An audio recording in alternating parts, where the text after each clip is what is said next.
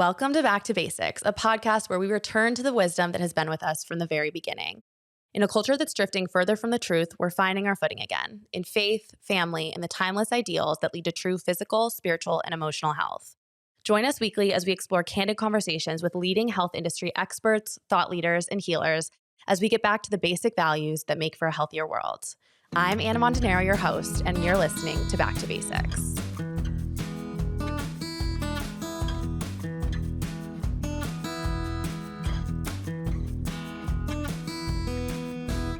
Hello, everyone. Welcome back to another episode of Back to Basics. This week, we are sitting down with Dr. Stu Fischbein.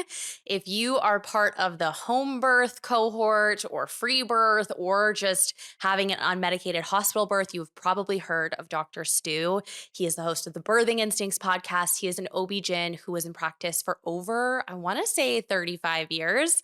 Conventionally trained OB who ended up leaving hospital work and going and working as a birth worker doing home births in Southern California.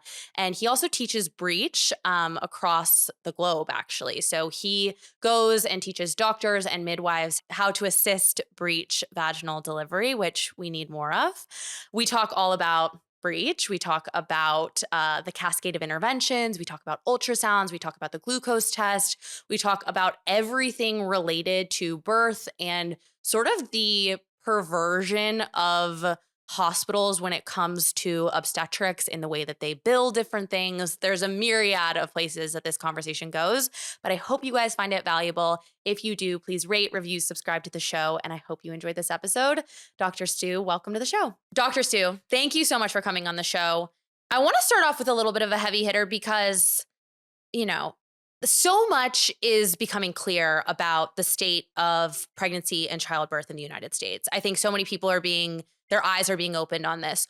In your opinion, why is it that we treat pregnancy in the United States as a disease and childbirth as an emergency? So what really happened was around the 1910, 1920s, people may know this history or not, and I'm just going to briefly mention it, but John Rockefeller, the head of Standard Oil, hired a guy named Flexner to write a report that basically vilified if I can say that word, naturopathic medicine, I'll say that. Sure. That vilified midwifery, that basically made the medical schools under the auspices of the pharmaceutical companies.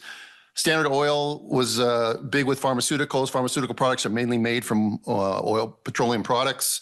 That's how it came. And so they took over the medical schools. They went on a propaganda campaign to influence the American people and the women of our country to think that it was better to go to a board-certified doctor than that old hag that doesn't shave her armpits and smells bad. The immigrant from Italy who is somebody who you shouldn't pay attention to, and they did a really good job of that. And so we now have over 3 generations, maybe even 4 generations now of women who have been brought to believe that pregnancy itself is a high-risk condition that requires medical treatment. It's very hard once that's indoctrinated in you from early on, when all you see is on television and in the movies and in the news, women going to the hospital to give birth, and then dramatize the things that may or may not go wrong, but making it very dramatic. Those are the things that get repeated. Just kind of like you and I know that millions of planes land safely every week, but if there's one plane crash, it makes the news. It's the same sort of thing. Fear sells. Fear is the most powerful emotion we have. It's a way to control people. And the medical cartel, and that's what we'll call them, is very interested in not necessarily the best outcomes, but in complete control. People ask me all the time, like, how do you say stuff like that? It's like, well, I've lived in both worlds for a really long time, and I've watched these things happen, and I've watched our outcomes get consistently worse. And I've watched doctors come up with new ideas without ever figuring out, are they going to work, and what's going to happen if we implement them? They just bring them in, and they do them, and they make things worse. You mentioned that you have lived in both of these different worlds for a very long time. You're a conventionally trained OB, right? Correct. And then you left eventually hospital care and started doing home births in Southern California and elsewhere. So How did your eyes become open to this, Dr. Stu? Because, like, you went to medical school, you see the way that a lot of medical doctors are indoctrinated into a very insular way of thinking on all of this. And if you even come close to puncturing their point of view, it's like you are questioning if the sky is blue, right? Yeah. So what opened your eyes here? Okay. When I went to medical school and residency, we're talking about the early 1980s. Mm-hmm. Medicine was a little bit different back then. Yeah. There wasn't managed care. Doctors were in control of their own practices. The patients belonged to the doctor. The doctor brought the patients to the hospital. If the doctor wasn't treated well by the hospital, then the doctor would say, okay, I'm taking my business and I'm going to the other hospital. And there was some control of things going back and forth. What happens is that over the years, we've seen an evolution of the business taking over and pushing doctors out of being in control and taking over themselves. And so what happens is that you end up with doctors who are more sheep than shepherd. And that, I say that with all due respect to my colleagues. They're afraid to speak out. It was very easy to speak out when you were a private practitioner. Yeah. When now most doctors are employees, paid a salary, working a shift for a large corporation or a government agency, if they speak out, they are going to lose their livelihood. Yeah. So they don't speak out. So people would say, well, but don't they have an ethical obligation to speak out when they see these things happening? And the answer is yes, they do, but they don't do it. And part of the reason they don't do it is because of what I just said. They have a split fiduciary duty. They have their ethics is not just to the client they're taking care of. They have to be responsive to their employer. And when you put people in medicine who don't think like a shepherd, they are going to then just follow along. And they are going to do things just to get along. You asked how I was different. For me, because I was independent, I had an intellectual curiosity. I was exposed to midwifery early in my career, but not for the reasons that people might think that these days. It was because midwives approached me when I was a hospital-based physician and asked if I would take their home birth transports. And I said yes, but I said yes for mercenary reasons, not because I thought home birth was a good idea. I'm pretty sure that I probably thought it was a dumb idea because I was trained in a very good residency program, very medicalized residency program. I came out very medicalized in my thinking. But over time, spending time with midwives, them challenging me as to why I do things the way I do, and me asking them questions, why don't you do things this way? And what happens when you have a baby at home and there's no anesthesiologist around? It's like, sure. How do you do that? And then they would explain it to me that when you don't meddle with Mother Nature, you generally don't need all the things that hospitals tend to provide. And so I began to learn a different way of doing things. And I began to realize that almost all that I learned in residency program applied to only about 10% of pregnant women. Yeah. So what happens is that women think that they need medical care, but actually most women do not. Let me pause you for a second, because that right there, I mean, we've got a pretty crunchy crowd listening to this right now. But for some women that are going to hear that, Dr. Stu, they're going to be like, how do I know if I'm the 90% versus the 10%? Well, it's pretty easy because that's what midwifery is all about. Mm-hmm. Midwives are experts in normal birth and normal pregnancy and birth. So as an expert in normal pregnancy and birth, when something isn't normal, you recognize that right away. An analogy that I often use is if you lived in the same house for 20 years and you went out for dinner and you came home one night and the chair in the front hall is moved 3 inches from where it normally is, you'd immediately know something's wrong. Yeah.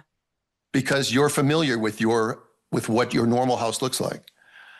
It's the same thing with midwives. They are skilled in taking care of pregnant women who don't have any problems. They are skilled to know when not to do things, and they are skilled to know when they need the consults and the referrals to the obstetrician or the maternal fetal medicine specialist. Most women, by the way, if if they look at their own intuition, they often know before anybody else does. Yeah. They can just sense that they're not feeling well or something isn't right. Absolutely. So when we talk about Western style obstetrical care, you obviously were in a hospital setting for a long time.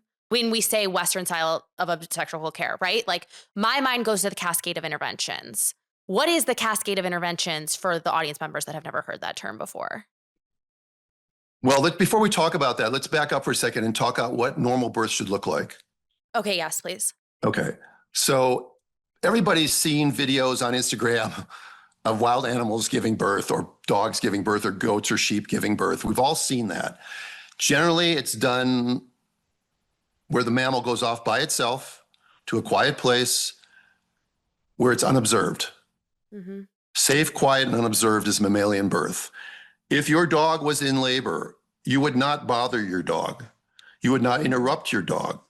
You would not take away your dog's food and water.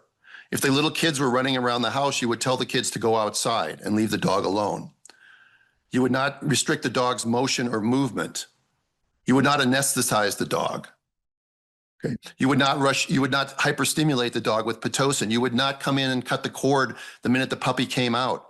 You would never take the puppy away across the room, down the hall to another room to your dog. Mammalian birth isn't designed for that.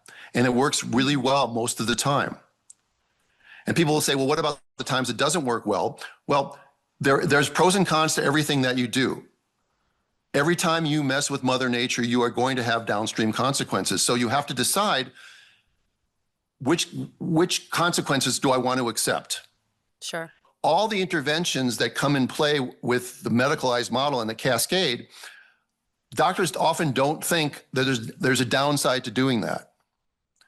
An example would be if we did a C-section on you because your baby is breech. Yeah. What does that do to you all your future pregnancies? Well, VBAC is maybe a potential, but the thing that I'm hearing about a lot, Dr. Stu, is secondary infertility from C-section scars now. Well, there's all kinds. I mean, these things are also There's rare. tons of stuff, right? Yeah, these things didn't exist 50 years ago. Sure. Right, these problems. So you asked, what is the cascade of interventions?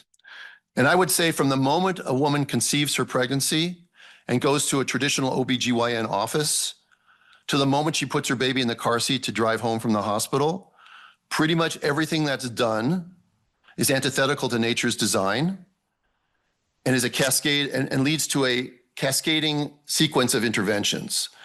For instance, you come into the doctor's office with a pregnancy test that's positive at home. You haven't done one at home. No woman does one at home. She does 2 or 3, all right? Yes. You come to the office, what's the first thing they do when you get to the office? They run another pregnancy test. And they may even do a blood test. And then the blood test has a number that maybe they don't like as much, so then they'll do another one 2 days later to see if it's doubling, to see what's going on. And now every time they do something like that, they're implanting in your brain that pregnancy itself is a medical condition and that you start to worry. What does worrying do to a developing fetus? The mainstream medical model doesn't care. They obviously don't care because using fear and making women worry is the natural state of the obstetrical model. They always are looking for things to go wrong. So they're always over testing, and then tests have false positives. So you get an anemia screen and you're slightly anemic. And so then they have to do a workup on that. And then you get a 20-week ultrasound and they find a little thing wrong with the baby's heart. There's a little echo in the heart, but everything else about the baby's perfect. So they tell you your baby's perfect, but you got to come back in 6 weeks so we can do an echocardiogram on the baby's heart, which is not necessary. Doesn't change what's going on in utero, but it makes the woman not hear the part about how normal my baby is. He only hears the part about there's something wrong with my baby's heart. So now for the next 6 weeks, she's living in fear and worry and Google searching. Absolutely. Then they tell her, well, you know what? I forgot you're over 35, so your placenta is probably going to give out early. So we should probably talk about inducing you at 39 weeks. And then they'll do a diabetes screen and you eat really healthy, but you now are forced to eat 50 grams of sugar and you fail your diabetes screen. So now you're labeled with a thing of diabetes, even though all your finger stick blood sugars are normal, you still now have a label on your chart of gestational diabetes, advanced maternal age, echogenic focus in the heart. So now your problem list has grown from nothing to multiple things, including the first thing on your problem list in a doctor's office, which is what? That you're pregnant. That's the first problem on the problem list. And so then they bring you in for an induction. And this is where the true cascade of interventions begins. You're told that you need to be induced. So you're brought in early. They start messing with your cervix. They do a vaginal exam, which is uncomfortable. They may sweep your membranes. They may put a catheter in to try to dilate your cervix.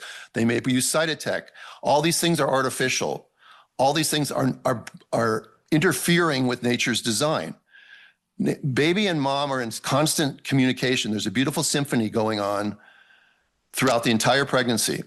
There are things we don't understand about pregnancy. There are probably electrochemical things. There are probably magnetic things.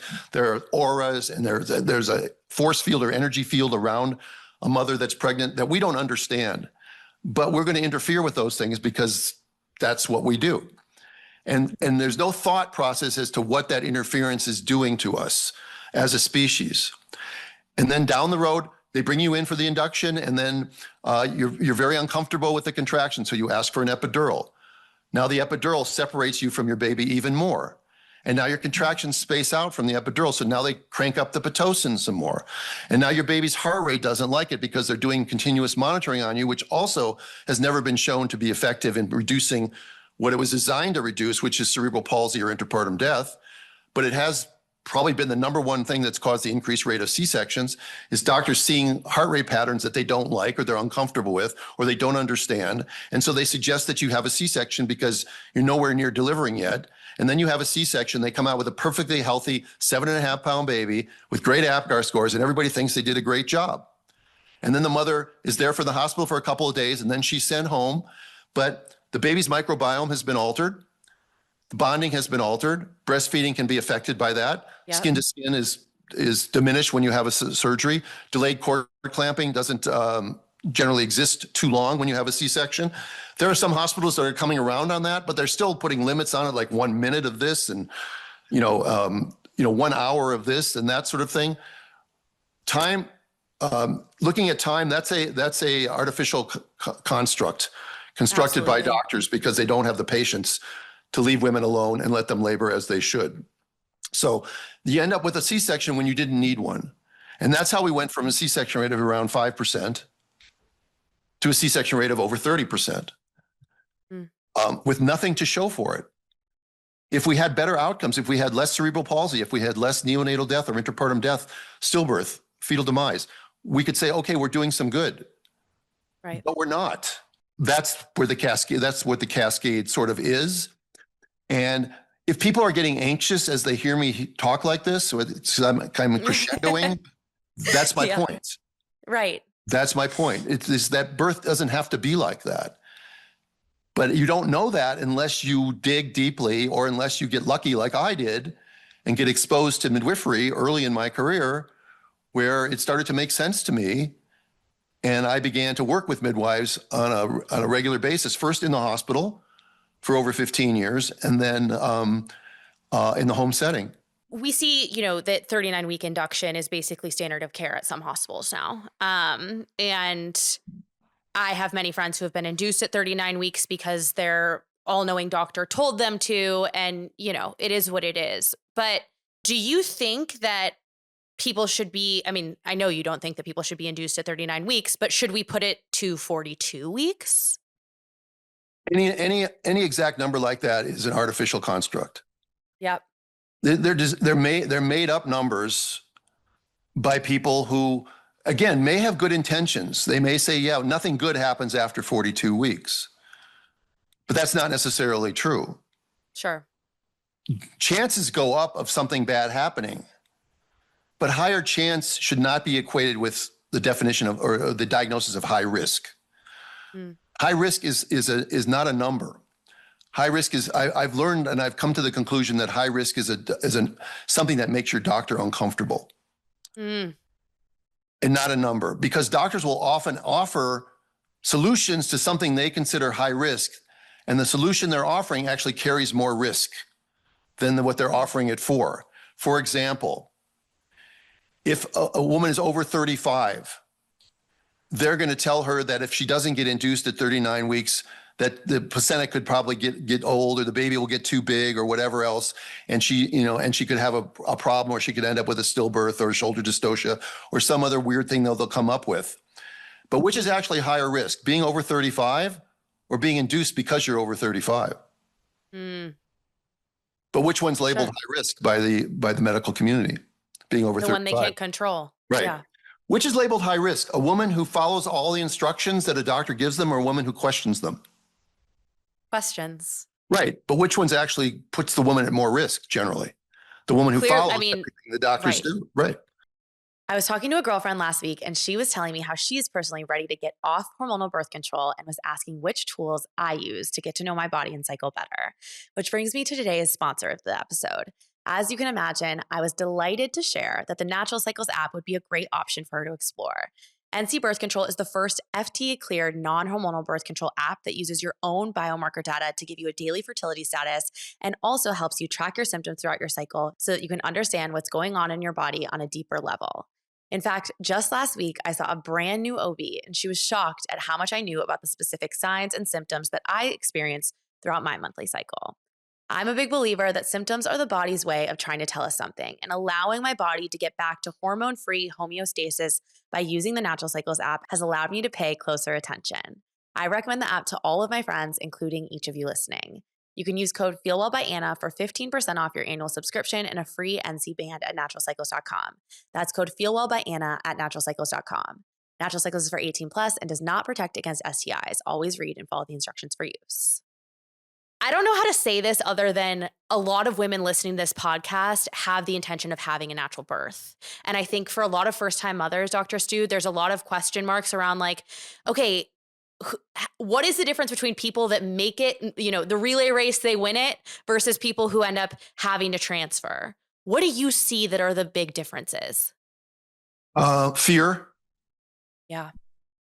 I think women who are confident in their bodies, women who have done their homework, women who have done their research, women who've seen or witnessed other women give birth. That's why family traditions of home birthing changes everything in the culture of that family, because they don't fear birth as well. A good example of that is that, women die in childbirth. They do, but it's really rare. Sure. But to fear that for every woman in labor, that something bad is going to happen to me or my baby, is setting you up for a dysfunctional labor, because you're secreting the wrong hormones. How do I know that fear is pervasive in Western societies? Because if you look at societies that aren't Western, like the Amish, you will find that the Amish women may actually know somebody in their community who died in childbirth, but they have less concern or less fear about it because they consider it to be a normal part of their life, a normal part of their life cycle. It's something they actually look forward to. And so their success rate with birth is going to be significantly higher. That is one of the major things. The other thing is preparation. Doing your homework, not just signing off because you're pregnant, you have an insurance card. I've been going to this doctor she's been doing my pap smear for a decade. I'm just going to let her deliver my baby. I'm not going to do any homework on that. I'm not going to look into it at all. I'm not going to know anything about my community hospital. What's my section rate at the community hospital that's in my neighborhood? Sure. Why am I going there?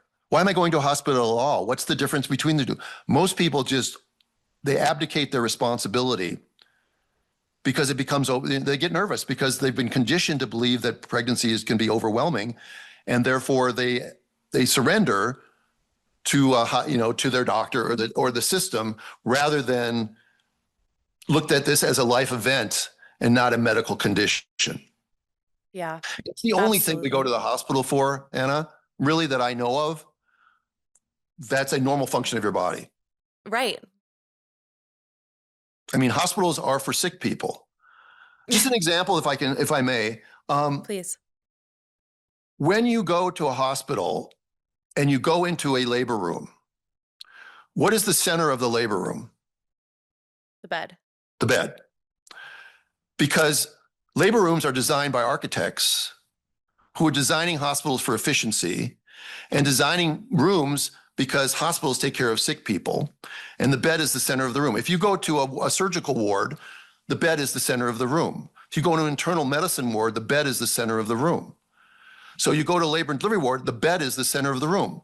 But if you go to a home birth, I can ask, how often will you go to a home birth and find the woman laying in her bed? Probably never. Almost never. She may be leaning on her bed, she might be kneeling on her bed, but she's not just laying there on the bed. She's usually pacing, she's walking, she's squatting, she's in the tub, she's in the kitchen, she's leaning on her partner. Those are the things that a pregnant woman are doing. Yet the hospital, from the moment you walk in, they draw blood on you, they tell you to change into a hospital gown. What does the hospital gown signify? It's a disempowering move to make you feel like you're a patient. And what do patients? They're sick. And what do patients go? They go into bed. Right. It's a way of thinking that needs to change. And I think that women that have successful births, there are women that don't know anything that come in and drop a baby out. So nothing I'm saying applies to across everybody. the board. But in general, women who have done their homework and have very little fear and trust their body are going to have a better experience. Even if they end up with a intervention and a cesarean or a forceps delivery or whatever else, they're going to know they needed it. As opposed to a woman who goes in with no knowledge and no preparation ahead of time, ends up with a cascade of interventions, and then spends the rest of her life wondering if she really needed that C-section.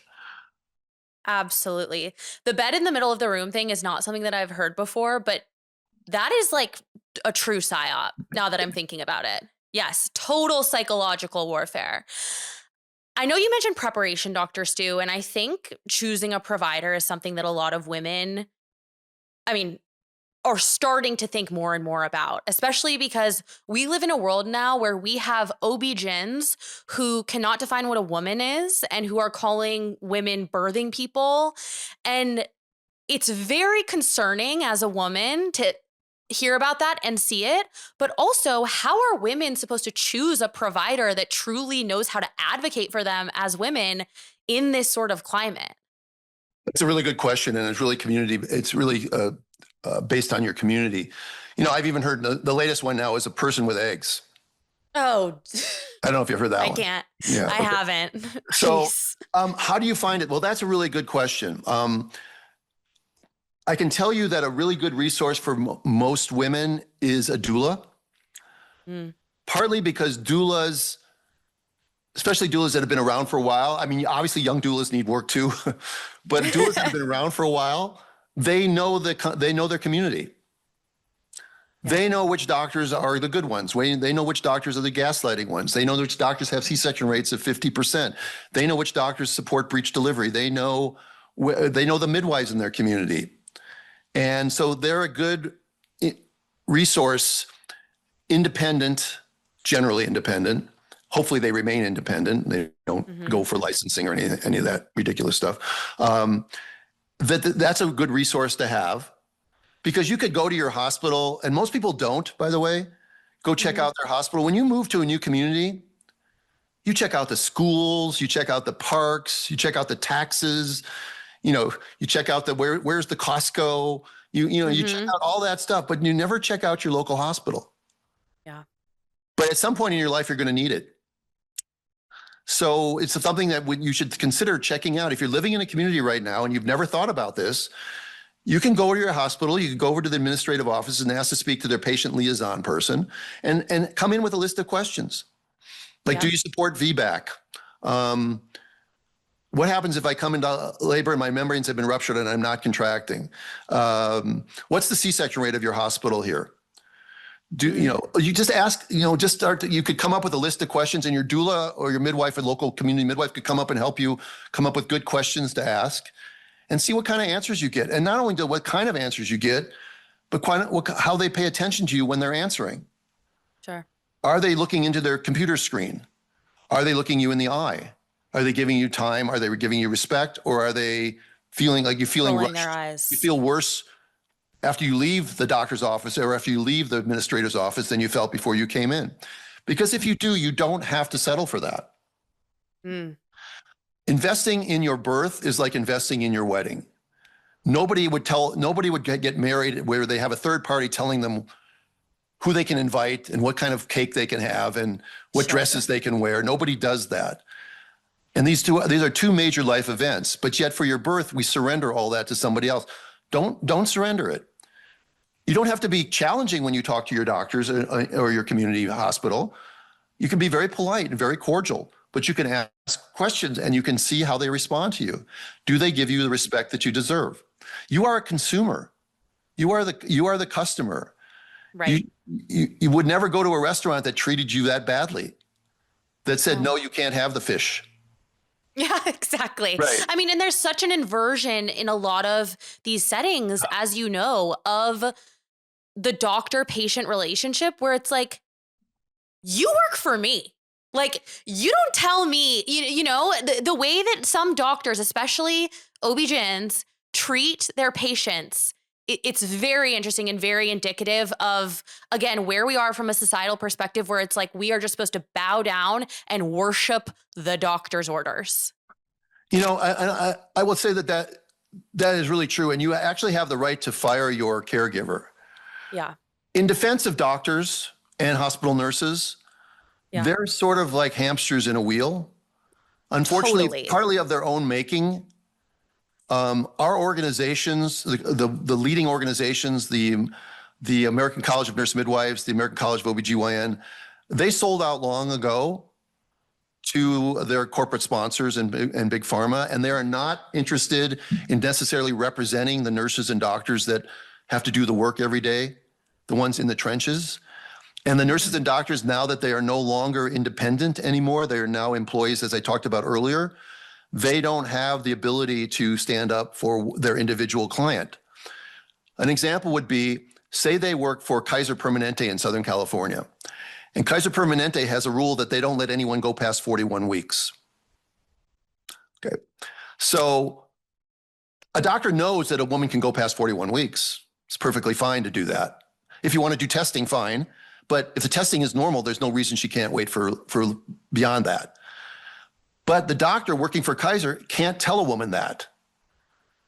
Because if they tell a woman that and that gets back to their administrator, that doctor is going to be called in on Monday morning and be yelled at. If the hospital doesn't, if your hospital doesn't support VBAC, which is of course completely unethical, but say they don't support VBAC, but your doctor knows that VBAC is a very reasonable option, supported by ACOG and supported by the literature and supported and a very reasonable option. But that doctor can't tell you you can choose a VBAC, because if you do that, then the hospital or his partners or the administrators are going to come back and say, why did you tell her she could have a VBAC? We don't do VBACs here. So they want you to then compromise your ethics to keep your job. Mm-hmm. And it's a Sophie's choice for a lot of nurses and doctors. They go in every day thinking, I can either compromise my ethics and keep my job, or I can keep my ethics and maybe compromise my job.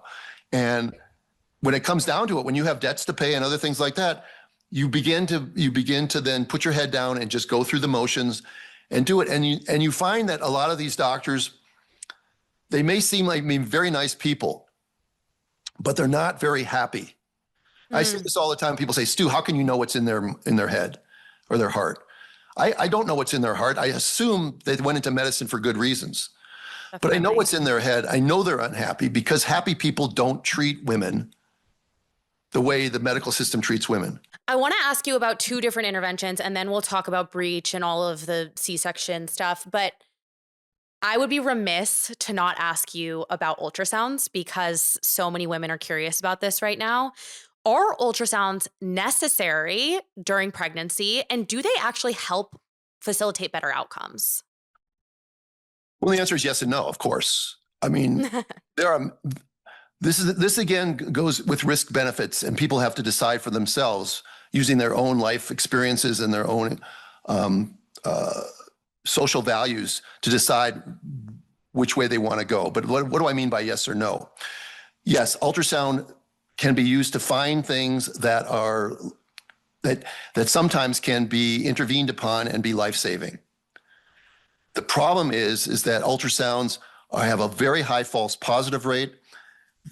no one's ever actually looked to see whether ultrasound radiation is actually safe. Right. So you'll hear doctors say that there's no downside to ultrasound because it's not an X-ray, but ultrasound is non-ionizing radiation. And we don't know what the safe exposure, if any, is. We know that we tell women not to carry their cell phone next to their belly. We know that we tell them that. And we know that certain types of ultrasound are much higher intensity non-ionizing radiation, like color flow Doppler and 3D and 4D ultrasound. Doctors will often overuse those things. They'll overuse ultrasound and they'll overuse color flow Doppler and 3D ultrasound because they can bill for that. And because, again, doctors don't get paid well for taking care of you for 9 months. So they have to find ways to increase their revenue. And one of the ways the doctor does that is to use ultrasounds. Some patients get ultrasounded every visit, and that gets billed to their insurance company. And again, because it's a third-party payer, you're not really scrutinizing your explanation of benefits, something called your EOB, and you pay your copay, and then you forget about the rest of it. And so there's this fraudulent game going on. But ultrasound itself has not led to better outcomes. So here's the issue. Again, there are cases where it does, but there are so many problems with ultrasound that lead to false diagnosis of something or increased surveillance, which then means increased worrying on the mother, increased the interventions and inductions. In 1970, about 1 out of 3 women got an ultrasound. In 2025, I would say that probably 95% of women have at least 3 ultrasounds. Did you just say in 1970, only 1 out of 3 women got ultrasounds their entire pregnancy? Yes. And outcomes have not gotten increasingly better as we've increased the amount of ultrasounds given? No, they've gotten worse. Now, so it's like, it's multifactorial, but it's definitely gotten worse because you are going to scan somebody and you're going to find something, like I said, that example earlier, that you found an echogenic focus at the heart at a 20-week scan. I happen to like the 20-week scan. I think it gives parents reassurance that their baby's anatomically normal, and it gives the practitioner the reassurance that I don't need to worry about something bad happening when I'm delivering this baby. I also think, like, all of that aside, which you can't really put aside, but even if you were to put all of that aside, the amount of stress that a false positive or even just an actual positive diagnosis for anything that is not truly life-threatening to the baby is so much for a woman to carry for 20 weeks of pregnancy or 10 weeks of pregnancy. To think that doesn't impact the baby negatively is to pull wool over your eyes. Yeah, and that is my whole premise when I'm talking like this, is that we just did an interview on our podcast that will come out in a couple of weeks on pre and perinatal psychology. It's not a field that I know much about because obviously I was traditionally medically trained. But the idea that what we're doing to our mothers and by reference the babies inside of them, with all the things that we're doing, has to have consequences. And we are, again, you can't probably study this and you can't exclude all other factors. It's so multifactorial. But with our children being the most unhealthy children ever and the most ADHD and the most neuroses and the most autoimmune issues and other things like that, our immune system begins in the womb. And when we interfere with the design that nature instilled after eons and eons and eons of time to come up with a system that develops a fetus, and it's a miracle how that all works. I mean, if we just talked about the idea that a single half a cell sperm and a half a cell egg find each other, and then there's this magic release of energy, and that thing begins to divide, and the one cell knows as it divides which cells are going to become pancreas and which cells are going to become toenail, and how they end up in the right place it's all miraculous. But when we interfere with that by all the things that we're doing to try to get better outcomes, but don't get better outcomes, you'd think that we would stop for a second and say, our system isn't working well. The Right. problem is the people that run the system, it's working really well for because they have control and they're financially doing fine. Sure. And that's what matters. And if you're sicker, I know this sounds horrible, but if you're sicker, that's good for the pharmaceutical companies and good for the hospitals. Of course. Right. Of course. The second intervention that I wanted to talk to you about, which I get tons of questions about when I put up a question box for this episode, is the glucose test. Is it necessary? Does it really even mean anything? You know, it's really interesting. I feel like I'm on a sugar high this whole time we've been, this whole time we've been talking. I think sometimes I've been told I talk too fast. So if people No, it's good. We're getting in a lot. If people want to play this podcast at 3/4 speed, it'll probably be better. Diabetes is again something that is one of these things that's labeled high risk because traditionally we're taught that babies whose mothers are diabetic can get very large, which can lead to potential dystocia in labor or shoulder dystocia or intrapartum fetal death, what we call a stillbirth. Therefore, diabetes is one of those things to be really scared of. But that is not true. Unfortunately, that this kind of information isn't really put out there clearly. And so people fear that because it isn't the diabetes diagnosis that really is the problem. It's how well are they controlled? Because a well-controlled diabetic is really not at any greater risk than a non-diabetic. As a matter of fact, I've taken care of type 1 diabetics in pregnancy, and their blood sugars are better than mine. They're better controlled. They're more aware of what they eat. And now diabetes is not the disease in 2026 that it was in 1970. Because every real diabetic right now has probably a continuous glucose monitor and often has an insulin pump. And they can control their sugars by real time, just looking at their phone, they know what their blood sugar is. And they get good at, they eat an apple, they know exactly how much insulin they need to take for that. So it really isn't the diagnosis that's the problem. It's the poorly controlled diagnosis. Is screening important? Yeah, I think screening is important. I don't trust the way we do screening though, because the number is set where we have too many false positives. And the problem with the medicalized birth model is once you fail a sugar test, even if you pass further testing, whether that be a 3-hour test or whether that be getting a finger stick glucometer and testing yourself at home, doing fastings and 1-hour postprandials at home and having them all be normal, on your chart, on the problem list, is going to be labeled either gestational diabetes or failed 1-hour glucose test or whatever else. And that is going to follow you in that medical system. And what that's going to imply then is that you need more testing. And we've already gone down the cascade of how testing leads to interventions, to high rates of C-section and induction. I know we don't have that much time, but we got to talk about breech because, to be honest, this is, speaking of PSYOPs, I think one of the biggest ones that is happening in American hospitals today is that breech is unsafe. Breech is automatically a C-section. Is breech unsafe? Just as a statement, no, it's not. And as a matter of fact, the world literature doesn't support that statement.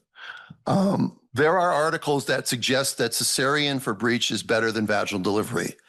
And there are articles that suggest that the cesarean for breech delivery is not better, it does not lead to better outcomes for the baby, and actually leads to worse outcomes for the mom. So this is where something called confirmation bias comes into play. Doctors will tend to read the articles and follow the guidelines that they like, and they will tend to ignore the ones they don't like. Sure.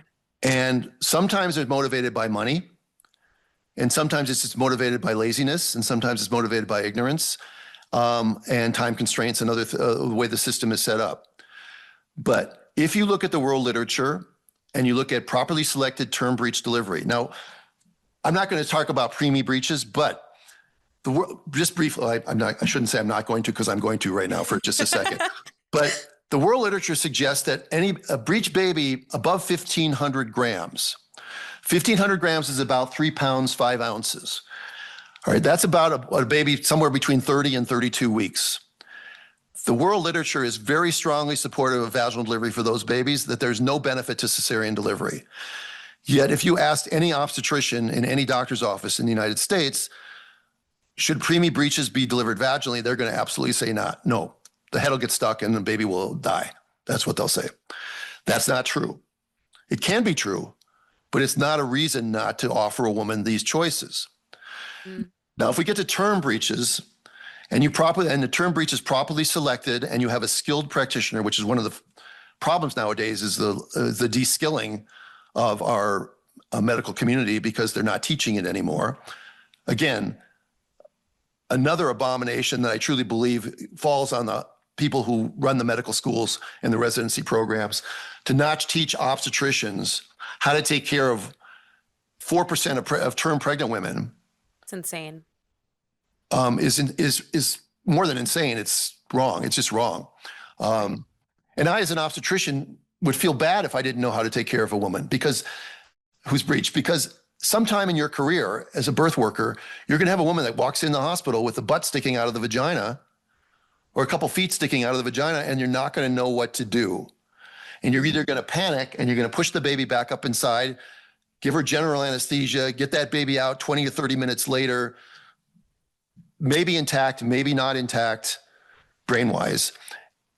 Or you're not going to know what to do, so you're going to start to pull on that baby, which is then going to probably get the baby into more trouble because you don't know the maneuvers, which are quite easy to learn. And this is one of my life's works, is to teach breech delivery. And I go around the world and I teach a 2-day seminar on breech and twin birthing skills. So breech delivery is not unsafe. For those listening, I don't want to get too much in the weeds, but the problem with the way they look at breech delivery is they compare breech delivery vaginally to cesarean for breech delivery.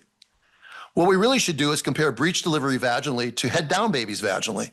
Right. What's the difference? Because no one's suggesting we section all head down babies, yet they're suggesting we section all breeches. So what is the difference in mortality for a breech baby versus a head down baby? And the best numbers on this are from the Royal College of OB-GYN, from their Green Top Guidelines in 2017, where they come out and they say, and these are rounded numbers because no numbers are this perfect, but the risk of neonatal death with a head down baby at term is about 1 in 1,000, or 0.1%.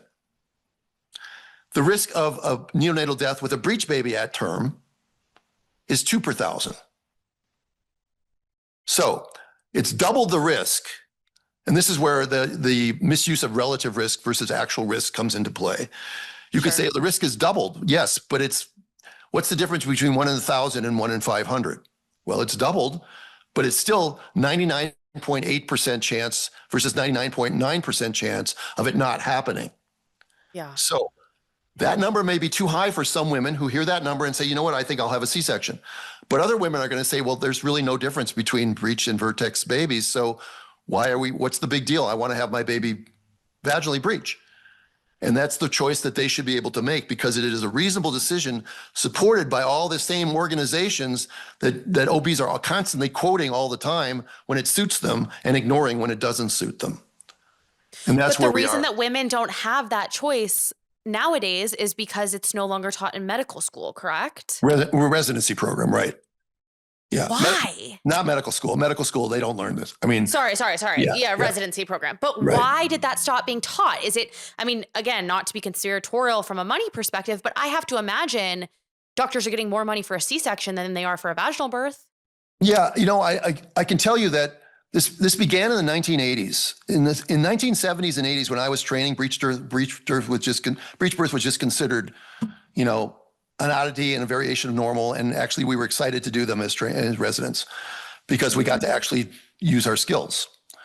Somewhere in the 80s and 90s, they began to publish articles about C-section versus vaginal delivery for breech. And some articles were pro-vaginal delivery, some articles were pro-C-section. For whatever reason, and again, I don't know the psychology behind this. I don't know if it was monetary. I don't know if it was medical legal liability. I don't know if it was just laziness, because it's much easier to do a C-section at 7:30 in the morning on a Tuesday and be out by 8:15 than it is to have to sit with a woman who's a breech in labor for 20 hours for the same reimbursement that you get from the insurance company. So that's crazy. So I don't know what happened, but in 2000, a paper came out, and this is a great example of something called confirmation bias. This paper came out and initially definitively showed that it was safer to do a C-section for breech. And so it was immediately adopted. Now, papers generally don't get immediately adopted unless they want them to be. And the same thing happened with the ARRIVE trial, which is the 39-week induction trial. There are many papers that come out that say 39-week induction in primips is not a good idea, but they chose to follow this paper.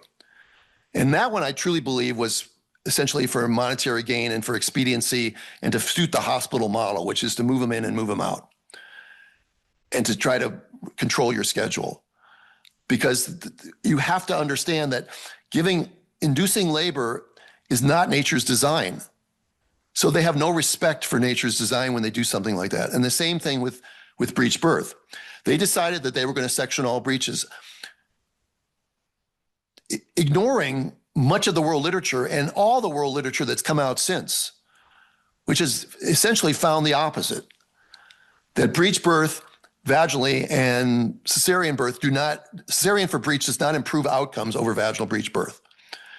And yet they're still not teaching it in residency programs. And now it's sort of become a liability issue. Medical malpractice carriers won't insure you if you do a breech delivery. Hospitals' premiums will be higher if they choose to do breech deliveries. So wrong.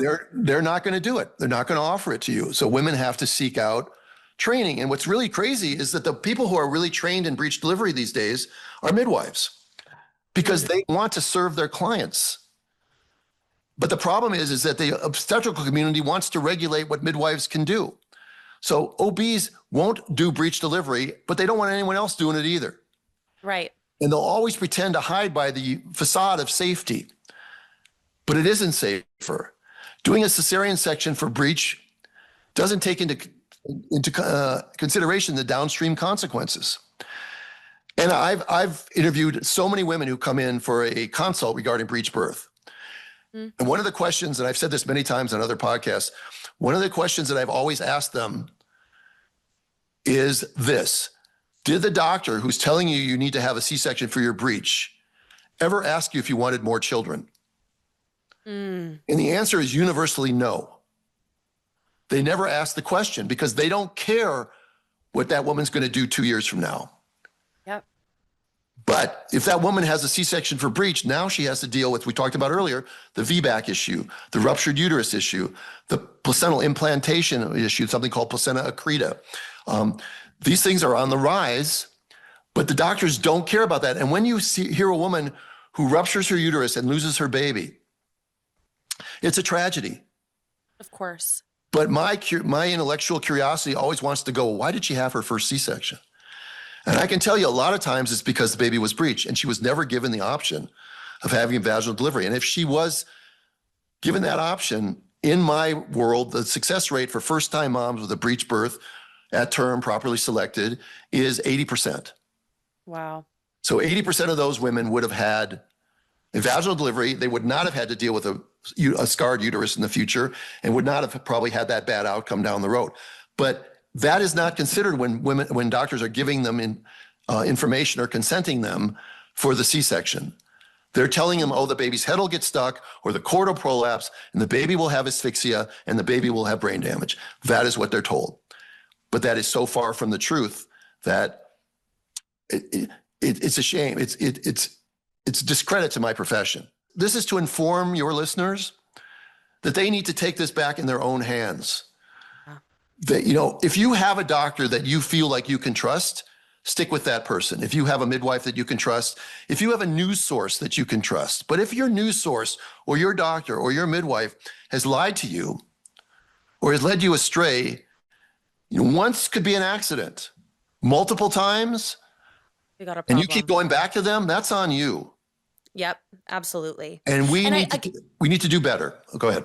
We do need to do better. And I think it goes back to, like you just said, women need to be empowered around this subject. We need more information around this subject because as much as we've been propagandized to believe that, like we said at the beginning of this episode, birth is a disease that needs to be managed. It's an emergency. Pregnancy is a problem. Childbirth is a problem. the doctors, as you well know, have been even more propagandized to believe all of this. So it becomes the blind leading the blind until you decide to step out of the matrix and be like, actually, this is my experience. This is my baby's experience coming into the world. And I don't have to buy into all this stuff that sows fear into me from day one. Yeah, that's very well said. I'm going to try to remember how you said that. I'm going to listen to your podcast and over it because this is a life event. This is not a sickness or an illness. It shouldn't be treated that way. Pregnant women will remember the birth of their children till the day they die. Mm. I get carried away with this. I get emotional. Me too. What midwives want, what traditional midwives want, the whole profession of midwifery is now under transition and influx, being taken over, medicalized, that sort of thing. But what they want is the women to have good memories. Mm-hmm. They want them to think about the birth of their children in positive ways. Because I'm not a woman, you're right. But I've talked to a lot of women in my life. And many women I've talked to love their children beyond words, but don't have good memories of the birth of their child. Some in my care. I mean, I was that doctor who was wearing the hazmat suit, had you in stirrups, was washing off your bottom of the iodine, was cutting an episiotomy, was cutting the cord immediately, was showing you this baby and then walking it over to the warmer, wiping it down, wrapping it up like a burrito, putting a hat on it, letting you kiss your baby for 5 minutes and then taking the baby to the nursery. That was what we were trained to do, and that's how we did it. Nothing that I just said was normal. Right. That was the norm, but it was not how it should have been. Yet it is still the standard in many hospitals. They still haven't woken up. And you're depriving women of that autonomy, that power, that motivation of what their body is to do, what their body can do. And that leads to whole different experiences in the rest of their life too. There's nothing more important than how our children come into the world. I agree. We can do better. And it starts with the individual woman taking individual charge of her own destiny. And that's what I'd like to see happen. And that's what my mission in life now, and then of course my big mission in life is still to continue to go around the world and teach my 2-day seminars on breech and twin skills. We didn't even get to talk about twins. I know, we'll do it next time. Hopefully you'll come back. We could do a whole podcast on twins, because twins by the way, everybody's fascinated with twins anyway. It's an interesting subject. And most of what's taught about twins is wrong. Surprisingly. Yeah. Becoming more common now too. No, but becoming more common now too with IUI and IVF. So yeah, it's about 1 in every 32 pregnancies now. It's wild. So 3% of pregnancies are twins these days. It used to be just over 1% when I was a youngster. But because of IVF and assisted reproductive technologies now, it's higher. And there's a lot of misconception and fear around that, just like there is about all birth. It serves the system well to keep women fearful. Yep. You don't need to be fearful. You don't need to be fearful. And that's what we would try to do. And that's what I hope people will get from this podcast today. And I really appreciate you having me on and reaching to your audience. And I hope that I wasn't too much on a sugar rush for most of it. No, you weren't. This was wonderful, Dr. Stu. Truly, thank you so much. This will help many women. And to all of you listening, thank you so much for listening in. I hope this was as helpful for you as it was for me. If you like the podcast, please rate, review, subscribe, send it to a friend, and we will see you next week for another episode.